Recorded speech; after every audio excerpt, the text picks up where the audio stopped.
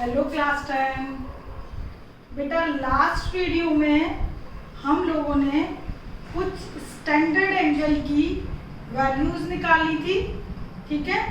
तो वो standard angle की वैल्यू, उसके जो भी डेरिवेशंस हमने किए थे, मतलब स्टैंडर्ड एंगल्स की जो वैल्यूज के डेरिवेशन किए थे, तो उन सबको एक साथ हम टेबल में किस तरह रिप्रेजेंट करेंगे और याद भी किस तरह रखेंगे वो पहले आप देखिएगा, ठीक है। तो देखो, आप जो वैल्यूज की टेबल बनाओगे वो कैसे बनाओगे? Values of all T ratios for some standard angles. वो स्टैंडर्ड एंगल्स कौन कौन से हैं आपको मालूम है, वो मैं लिख भी रही हूँ यहाँ पर। वो एंगल्स हैं आपके पास 0, 30, 45, 60 एंड 90। ये आपके स्टैंडर्ड एंगल्स हैं, ठीक है, जो कि थीटा को रिप्रेजेंट करेंगे इधर हम, ठीक। यहाँ आएंगे आपके टी रेशियोज, ओके। तो टेबल कुछ इस तरह बनानी है। साइन थीटा, टी रेशियो कौन से एंगल पे? थीटा पे। साइन, कॉस, टेन, कॉट, सेक और ये कॉसेक, ओके। तो ये वैल्यूज देखिए, प्रूफ तो हम इनके कर चुके हैं लास्ट वीडियो में। अब आप देखिएगा कैसे आपको ये टेबल फिल करनी है।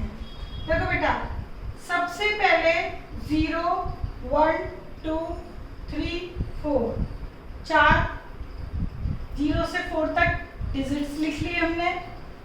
इनको 4 से सबसे पहली स्टेप ये करोगे, उसके बाद इसको 4 से डिवाइड किया हर एक नंबर को, ठीक है। 4 से डिवाइड किया तो ये आ गया 0, ये आ गया 1/4, ये 1/2, ये 3/4 और ये आ गया 1, ओके। उसके बाद टेकिंग स्क्वायर रूट, हर एक का स्क्वायर रूट ले लीजिए। स्क्वायर रूट लिया, 0 का स्क्वायर रूट 0, 1/4 का स्क्वायर रूट 1/2, 1 का स्क्वायर रूट 1, 4 का 2, 1 का 1, √2 का √2 ही रहेगा, √3, 4 का 2, √1 का 1। तो जो पहली लाइन आपको मिली है, ठीक है, वो पहली लाइन साइन की है, साइन थीटा की। तो वो आप यहाँ एज इट इज लिख दीजिए। जो आपको ये 5 नंबर मिले हैं, 0, 1/2, 1/√2, √3/2 और 1, ठीक है। तो ये जो वैल्यूज हमें मिली है, ये जो पहली मिली है वो साइन की लाइन है। तो देखो कैसे रीड करेंगे। साइन थीटा कितना? 0 डिग्री, तो साइन 0 डिग्री की value 0। Sine theta 30, sine 30 degree की वैल्यू हाफ। ये 45 degree, sine 45 degree 1/√2। Sine 60 degree √3/2। Sine 90 degree 1।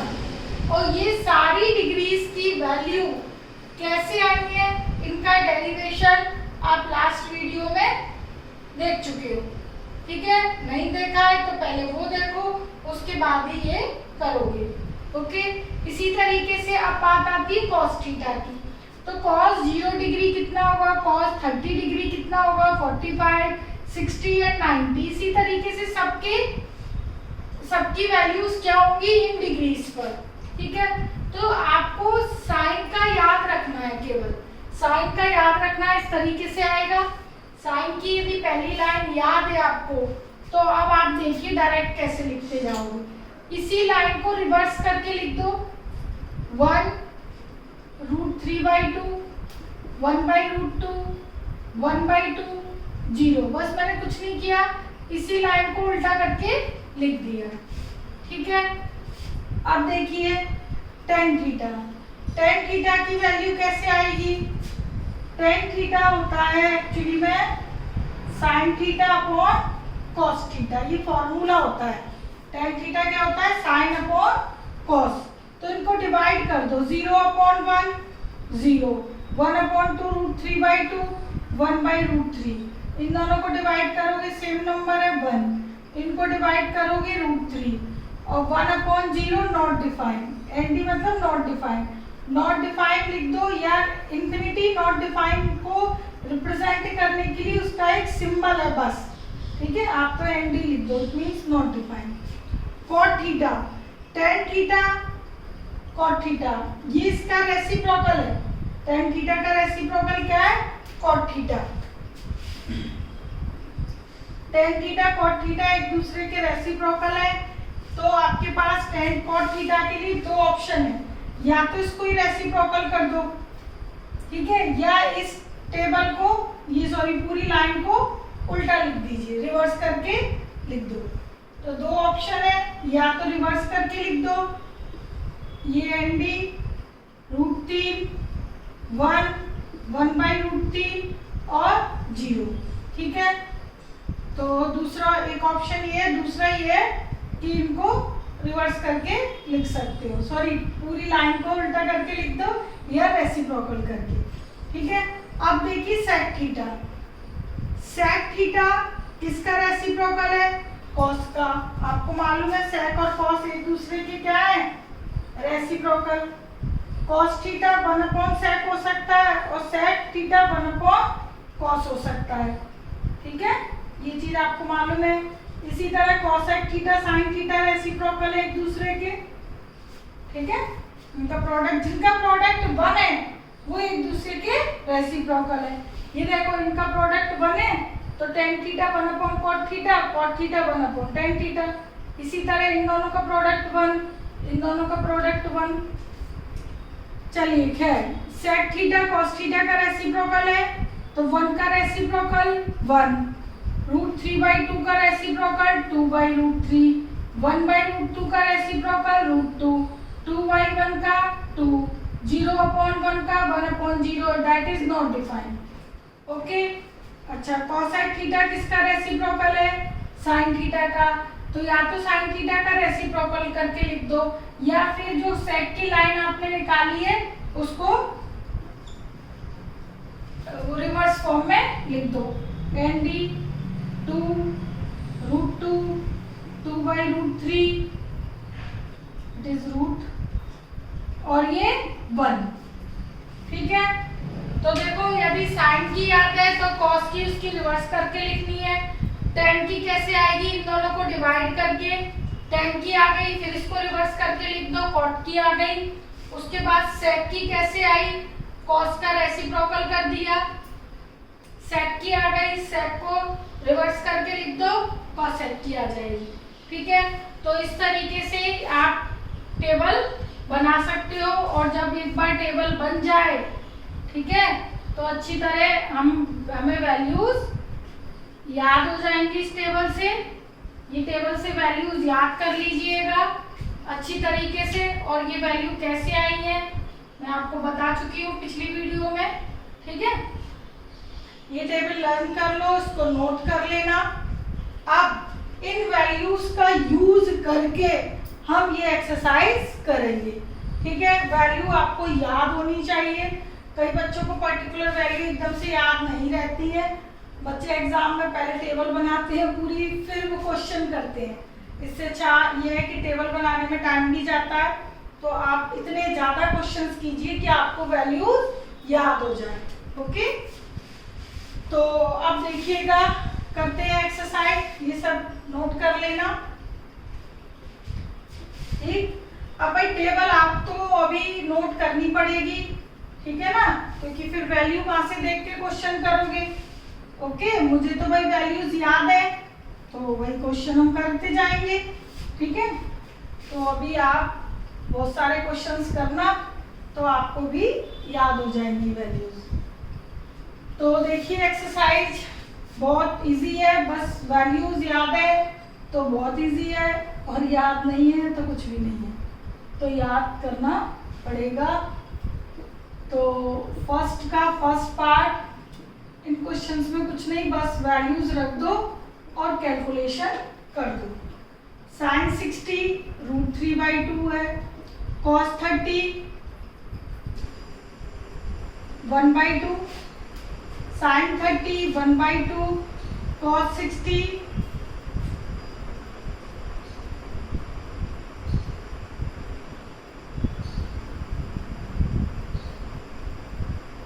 नहीं, साइन 30 1/2 है, तो कॉस 60 है?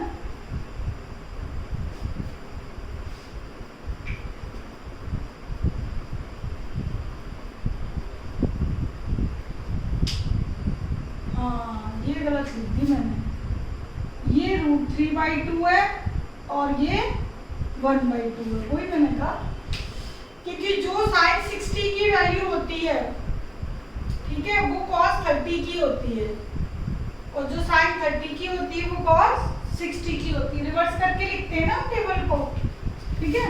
तो अब देखिए ये 3/4, मैं भी कंफ्यूज हो गई थी थोड़ी देर के लिए, तो ये हो गया, ये 4/4 क्या आ गया 1, ठीक है, 1 ही आएगा, 90 है सम। तो बस इस तरह करना है, ये वैल्यूज याद है, वैल्यू पुट कर दो, कैलकुलेशन कर दो, सिंपल है। Second part 2 tan square 45 degree, cos square 30 degree, sin square 60 degree. तो इसमें देखो जो कोफिशिएंट्स हैं वो एज इट इज रहेंगे, उनमें कोई चीज नहीं आएगा। tan 45 डिग्री का मतलब है tan 45 का स्क्वायर। आपके पास यदि tan स्क्वायर थीटा लिखा है, इट मींस tan थीटा का होल स्क्वायर, ठीक है। तो tan 45 डिग्री कितना होता है 1, इस पर क्या लगा हुआ है स्क्वायर, तो आप भी स्क्वायर लगाओगे, क्यूब है तो क्यूब, 4 है तो 4, ठीक है। अच्छा cos 30 डिग्री, ये √3/2, इस पर स्क्वायर लगाए तो आप भी लगाओगे। sin 60 ऑल्सो √3/2, स्क्वायर लगा दीजिए, ठीक है। 2 √3/2 3/4, और ये भी 3/4, ओके। तो ये दोनों कैंसिल, क्या बचा 2। तो इस तरीके से ये क्वेश्चन करने हैं। अच्छा अब देखिएगा इसका third part, cos 45 degree, sec 30 degree. ये मैं इसलिए बता रही हूँ, हालांकि सारे क्वेश्चन में यही है कि वैल्यू पुट करो, कैलकुलेशन करो। इसमें अपॉन में भी है तो रैशनलाइजेशन करना होगा, किस तरह वो देखो। मैं पहले सारी वैल्यूज लिख दूँ। cos 45 डिग्री भाई 1/√2 है, टेबल में आप लोग देख लेना, ठीक है।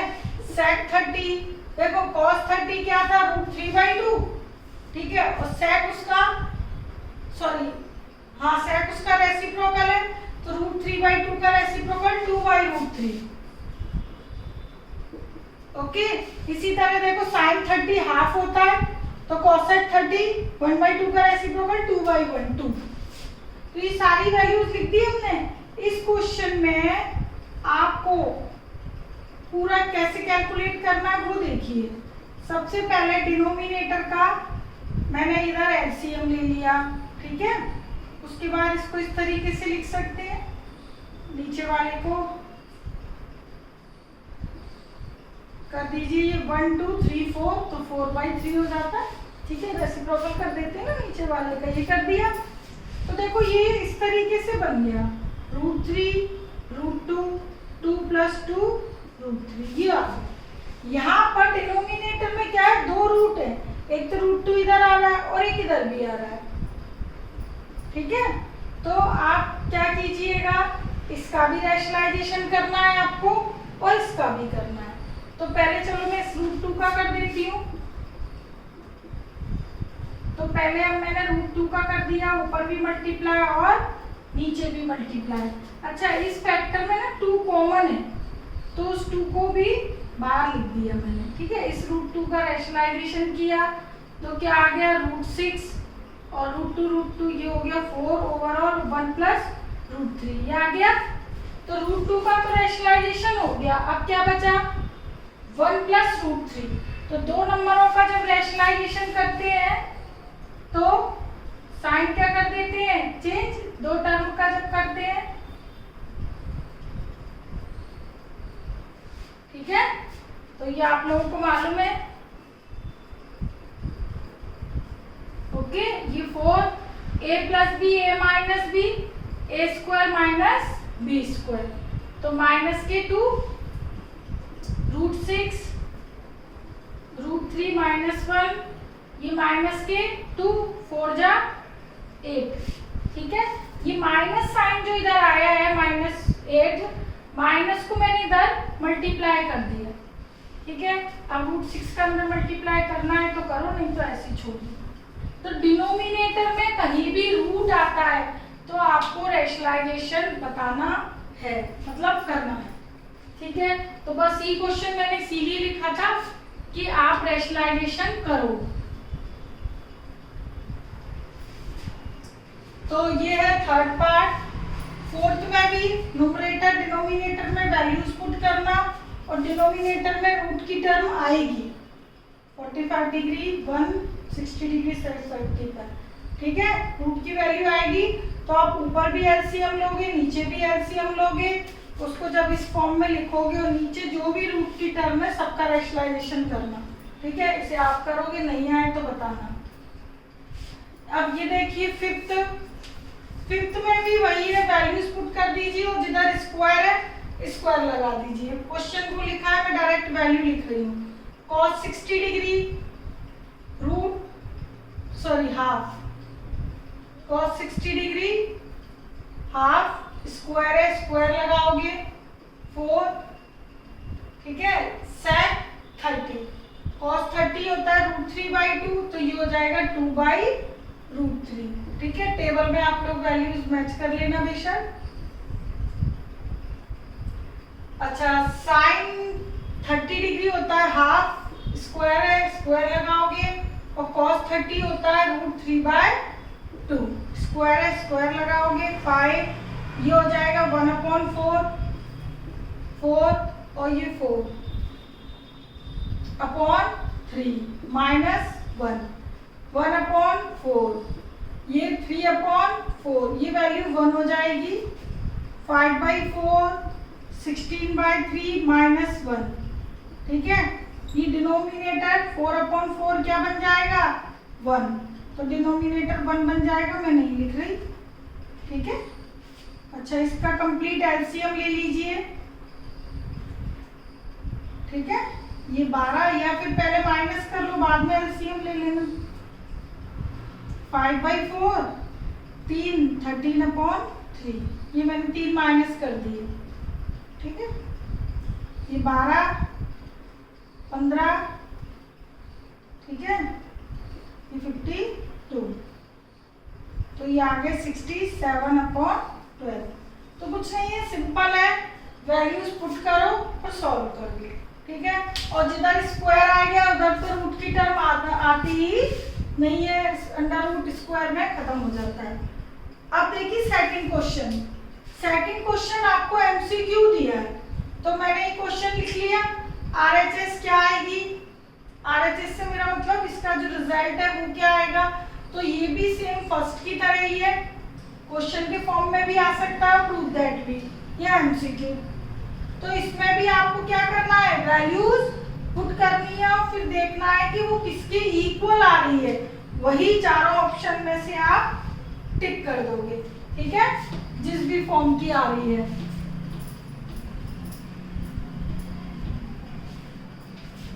तो देखिए सेकंड का first part, 2 tan 30 degree 1 + tan square 30, तो कुछ नहीं करना, बस वैल्यूज पुट कर दीजिए।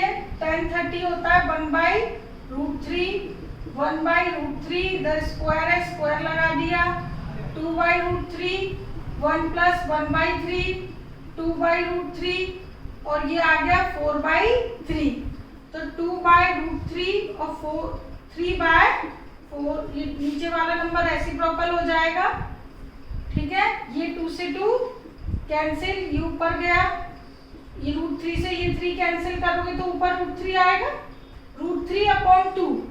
तो √3/2 किसको रिप्रेजेंट करता है वो आपको यहाँ पे लिखना है, ठीक है। तो √3/2 किसकी वैल्यू है? sin 60 डिग्री की, ठीक है। तो ये जो आंसर है, इसके जो ऑप्शन है 4, उसमें कहीं पे sin 60 डिग्री होगा तो वो आंसर हो जाएगा। एक और इसका पॉसिबल आंसर है, ये जो वैल्यू है sin 60 डिग्री की भी होती है, cos 30 डिग्री की भी होती है, ठीक है। तो आपके पास दो ऑप्शन है, sin 60 भी पॉसिबल है और cos 30 डिग्री भी पॉसिबल है। तो चारों ऑप्शन में से देख लेना sin की फॉर्म में या cos की फॉर्म में, वो आप टिक कर दो। तो ये क्वेश्चन ऐसे करने हैं, वैल्यू पुट करके सॉल्व करना है और जो वैल्यू आएगी वो कितने डिग्री की है, किस टी रेशो पे कितने डिग्री की है, वो आपको आंसर्स देखना है, ठीक है। सेम इसी तरीके का ये क्वेश्चन है, ठीक है। इसमें तो वैल्यू, इसका आंसर 0 आ जाएगा। अब 0 तो sin 0 पे भी 0 होता है और tan 0 पे भी 0 होता है, ठीक है। cosec पे भी होता है। तो आप देख लेना चारों में से कौन से वाला 0 है, ठीक है। sin 0 डिग्री भी हो सकता है, ठीक है, और cosec 0 डिग्री भी हो सकता है और tan 0 डिग्री भी हो सकता है। तो अब आप वो देख लेना, क्योंकि इसका जो आप सॉल्व करोगे वो 0 डिग्री 0 आएगा, ठीक है। और 0 वैल्यू इन तीनों पे पॉसिबल है, इन तीनों से देख लेना किसका है। अब देखिए थर्ड में ये बोला है कि sin 2a 2 sin a के इक्वल कब होगा? Otherwise sin 2a 2 sin a के इक्वल नहीं होता, लेकिन पर्टिकुलर किसी कंडीशन पे होता है, ठीक है। तो वो कौन सी कंडीशन है?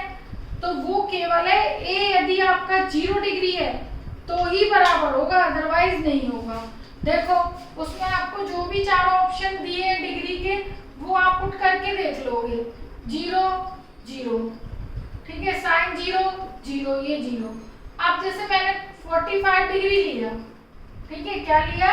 45 डिग्री लिया एक ही जगह। इधर तो ये मैंने क्या लिया था? 0 डिग्री। इधर ए मैं क्या ले रही हूँ? 45 डिग्री। आपके पास एंगल ए के 4 ऑप्शन है, चारों पुट करके देख लो किसके लिए ये ट्रू है। ट्रू मतलब बराबर है, ठीक है। 45 के डिग्री के लिए देखो sin 2a क्या बन गया? 90 डिग्री, और sin 90 क्या होता है? 1, और sin 45 डिग्री 1/√2, तो ये तो बराबर नहीं है। इसी तरह आप 30 डिग्री ले लो, sin a 30 लोगे, 32 जा 60, 2 sin 30, sin 60 होता है √3/2 और sin 30 होता है 1/2, तो ये √3/2 आ रहा है, ये 1 आ रहा है। तो केवल इसके लिए ट्रू है, 0 के लिए। तो इसका आंसर होगा केवल ए, यदि आपका 0 डिग्री हो तो ही। ओके, तो ये थर्ड है। फोर्थ आपका बिल्कुल फर्स्ट की तरह है, कि सॉल्व करके देख लेना किस वैल्यू पे आएगा। क्वेश्चन नंबर थर्ड देखिए, फर्स्ट सेकंड तो एक जैसे ही है लगभग। थर्ड में आपको दिया है कि if tan a plus B √3 है, ठीक है, और tan a माइनस बी 1/√3 है। दो tan की वैल्यू दी है, यहाँ दो एंगल है a और b, a और b का सम 0 और 90 डिग्री के बिटवीन ही है, यानी फर्स्ट क्वाड्रेंट में ही है। a b से बड़ा है, a माइनस बी लिखा है तो ऑब्वियस है a b से बड़ा है, ठीक है। a और b की वैल्यू निकालनी है। a और b जो भी होंगे एक्यूट एंगल होंगे, क्योंकि मैंने आपको बोला हम 10th क्लास में 90 डिग्री तक का ही पढ़ रहे हैं। तो अब देखिए दो वैल्यूज दी है। इस टाइप के जो भी क्वेश्चन आते हैं, tan हो, cos हो, sin हो यहाँ पे, तो अब यहाँ यदि tan है तो यहाँ जो वैल्यू होगी वो tan की ही दी होगी। अब ये tan की कितने डिग्री पर है वो आपको देखना है। तो √3 tan 60 डिग्री पर होता है, ठीक है। ये tan है तो यहाँ भी tan लिखोगे, हो गया। अब देखो tan हटा दो, केवल compare the angles. Angle compare कर लिए तो a प्लस बी कितना आ गया? 60 डिग्री। इसको एक इक्वेशन डाल दोगे। इसी तरह ये भी tan में दी है इक्वेशन। अब 1/√3 tan में ही कितने डिग्री होती है वो देखना है। सपोज करो इधर cos दिया होता तो आप देखते cos में कितने पे होता है, तो cos की ही वैल्यू देते हैं आपको। ये sin है तो sin की वैल्यू देते, अब tan है तो tan से ही रिलेट वैल्यू देंगे। तो ये tan 30 डिग्री का है, tan हटा दीजिए, कंपेयर द एंगल्स ओनली, क्योंकि एंगल ही निकालने हैं हमें। तो आपको दो इक्वेशन मिल गई एंगल्स में। अब आपको इनको बस सॉल्व कर दो। Solving 1 and 2, a plus B 60 degree और a माइनस बी 30 डिग्री। तो दो एंगल ऐसे, उनका सम 60 और डिफरेंस 30, 45 और 15 डिग्री आ गए। वैसे ही पता चल रहा है। खैर आप सॉल्व कर लीजिए। ये कट गया 2a, इनका सम 90, एलिमिनेशन मेथड लगाइए मैंने इधर। a तो आ गया 45 डिग्री, 90/2, ठीक है। a यदि 45 है तो b क्या होगा 15, दोनों का सम 60 है ना, तो b क्या होगा 15। पुट कर लेना फर्स्ट या सेकेंड किसी में भी। तो आ गए आपके दोनों रिजल्ट। a आ गया 45 और b आ गया 15, दोनों का सम है 60, डिफरेंस है 30, ठीक है। तो इस टाइप से ये क्वेश्चन थर्ड हो गया। अब आपका क्वेश्चन 4 है ट्रू फॉल्स का, ठीक है। वो आप करोगे, उसमें ट्रू फॉल्स जब आप बताओ कि ये ट्रू है या स्टेटमेंट फॉल्स है तो आपको रीजन देना है। तो जब आप फोर्थ क्वेश्चन करो तो उससे पहले जो मैंने आपको टेबल बनाई है ना, वो आप अच्छी तरह ऑब्जर्व करना, ठीक है। ये आप देखोगे कि 0 से 90 डिग्री तक कॉस की वैल्यू तो बढ़ती है, जैसे जैसे थीटा की वैल्यू बढ़ती जाती है साइन की वैल्यू बढ़ती जाती है, कॉस की नहीं सॉरी साइन की। 0 से 90 डिग्री तक जैसे जैसे थीटा बढ़ता जाता है वैसे वैसे थीटा बढ़ने का मतलब है 0 degree 30 degree 45 degree 60 degree 90 degree, जैसे जैसे एंगल बढ़ता जाता है और साइन की वैल्यू वैसे वैसे बढ़ती जाती है, ठीक है। साइन के लिए कॉस में क्या होता है 0 से 90 डिग्री तक वैल्यू डिक्रीज होती है, ठीक है। तो कब बढ़ती है कब घटती है ये चीज आप टेबल में ऑब्जर्व करोगे पहले, तब आप ट्रू फॉल्स करोगे, तभी तो रीजन लिख पाओगे। जैसे मैंने बताया साइन की वैल्यू बढ़ती जाती है 90 तक और कॉस की डिक्रीज होती जाती है, ओके। इसी तरह tan की भी बढ़ती जाती है 0 से 90। तो आप ये चीज है टेबल में से देखकर ही ट्रू फॉल्स करोगे। आंसर का रीजन देना है और नहीं आए तो पूछना है, ओके। Take care, bye.